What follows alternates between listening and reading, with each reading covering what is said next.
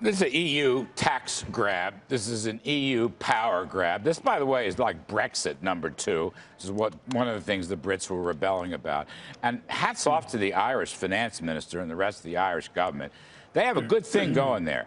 They have a 12.5% corporate tax rate. It's been a phenomenal economic success for that country, okay? Even in recent years, they're outperforming everybody with their low business tax rates. And this would be a great time for the United States to get involved in some tax reform, lower business taxes, make everything simpler. But the EU cannot run around breaking international tax treaty law, okay? Even our own Treasury is saying that. So EU, I don't know, up yours. Secretary Gutierrez, this was a tax ruling granted by Ireland in 1991. And now it is 2016 where the European Commission, I mean, that's slow even for government work, isn't it? Yeah, I think this is amazing. Coming off Brexit, where, you know, you have countries who feel like they're getting suffocated by all these regulations coming out of Brussels. All of a sudden, a clawback on an agreement that a sovereign nation made with a company, I think that's going to scare away investors. I think the big problem here is not what it's going to do to Apple. Apple will survive this. It's what it does to the investment climate in the EU at a time when they desperately need investment. Absolutely, Carlos, dead right. I mean, they're waging war against a whole lot of companies. I mean, I was just looking down some of the reports today. Fiat, Starbucks, Amazon, McDonald's, etc. This is, look, let's just go back here. We had this discussion a few months ago on Brexit. The European Union is basically a bunch of unelected, unaccountable, left-wing socialist bureaucrats. This is a war on business.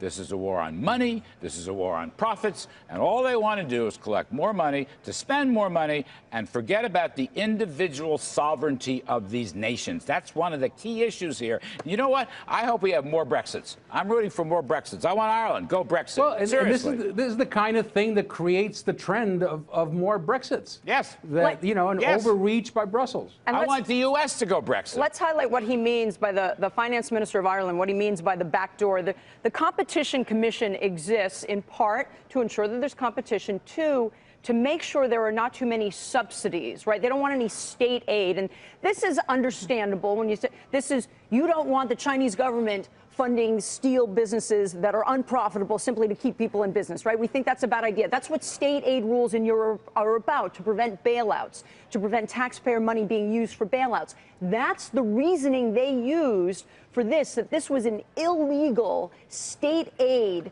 to Apple. So that's what he means by a backdoor, trying to get at Ireland's tax policy through a goal that was... It's a tax grab. Can we just, the subsidy thing is all very interesting. But that's their cloak. It's a tax grab, for heaven's sake. Look, the European Union has utter disregard, A, for free market capitalism and business, and B, for national sovereignties. Again, these are unelected, left-wing, unaccountable bureaucrats. Isn't this a great moment, though?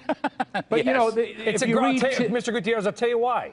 Because now, if the United States can get its act together and do something about having the highest or second highest corporate tax rate in the world, because we're seeing what's happening in Ireland and Europe, and maybe they're not the havens, and America could be the haven if we get smart.